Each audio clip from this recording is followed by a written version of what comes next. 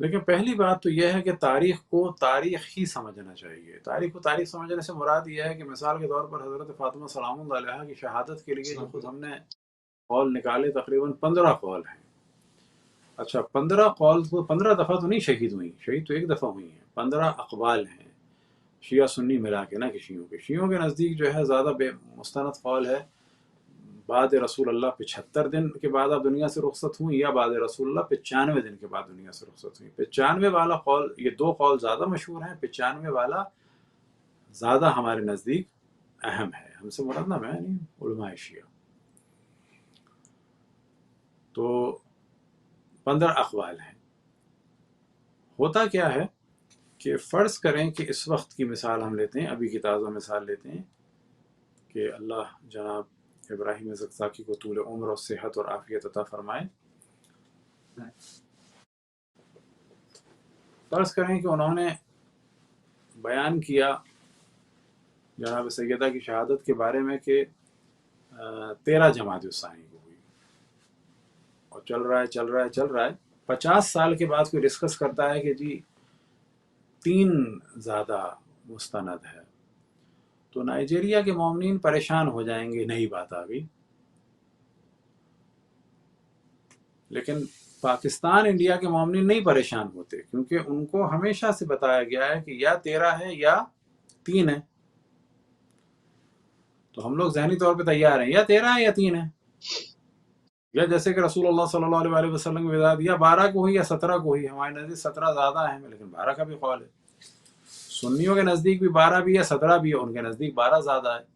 ہمارے یہاں بھی 12 ہے، ہمارے یہاں بھی 17 ہے، لیکن 17 زیادہ ہمارے یہاں ہے. 2 دفعہ پیدا نہیں ہوئے جناب سیدہ، 2 دفعہ دنیا سے رخصت نہیں، اور 15 دفعہ دنیا سے رخصت نہیں. تو یہ ہمیں سمجھ لینا چاہیے کہ یہ تاریخ میں اقوال ہیں. اب اس میں ایک بحث آ جاتی ہے حضرت قاسم کی شادی ہوئی یا نہیں. ویسے تاریخی موضوع ہے، کوئی عقیدتی موضوع نہیں ہے. ہمارے ایک برادر محترم نے کہہ دیا جی کریکٹر اسیسینیشن ہے. کریکٹر اسیسینیشن نہیں ہے، کوئی تہمت تھوڑی لگائی جا رہی ہے، کوئی معاذ اللہ. ایک ڈسکشن ہے شادی ہوئی یا نہیں ہوئی.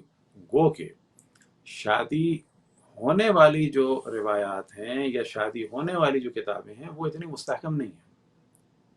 ہم بھی نہیں پڑھتے کبھی کہ شادی ہوئی.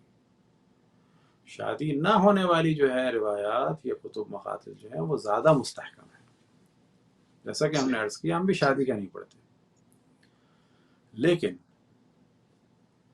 شادی کا اگر پڑھ دیا جائے تو یہاں پر علماء بھی کچھ فیور میں ہیں شادی کے. انڈیا میں بھی جو بحث ہوئی تھی اور علمی بحث نکل کے پبلک میں آ گئی تھی اور لڑائی جھگڑے کا سبب بنی تھی کچھ خاندانوں کے درمیان، لہٰذا پہلے کسی نے علمی تحقیق سے کہا کہ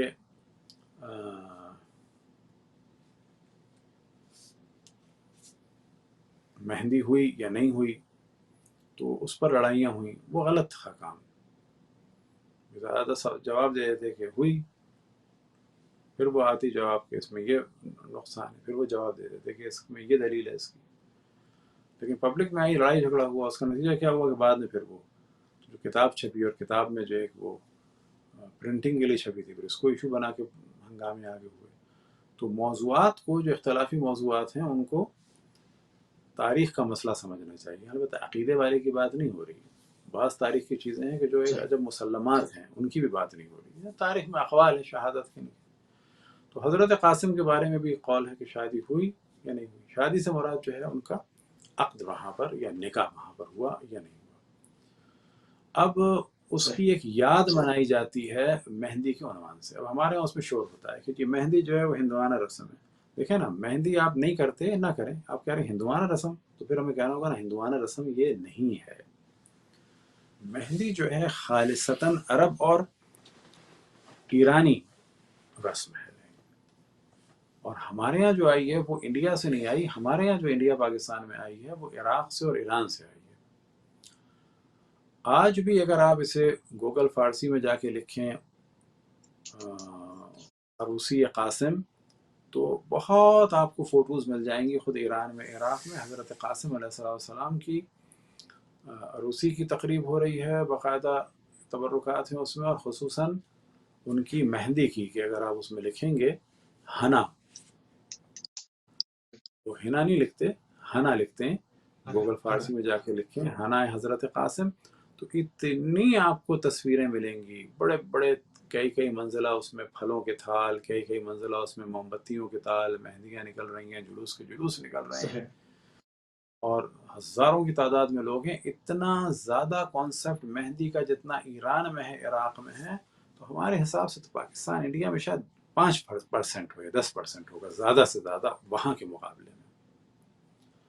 اب یہ جو ہمارے لوگ شور کرتے ہیں، بعض نے ہم سے بھی کہا جی ایران میں نہیں ہوتی مہندی، میں نے کہا مثلا ایران میں اگر نہیں ہوتی تو اس کا مطلب ہے کہ ہم نہ کریں، اور اگر ہوتی ہوئی ہم نے دکھا دی تو کیا کریں گے پھر آپ؟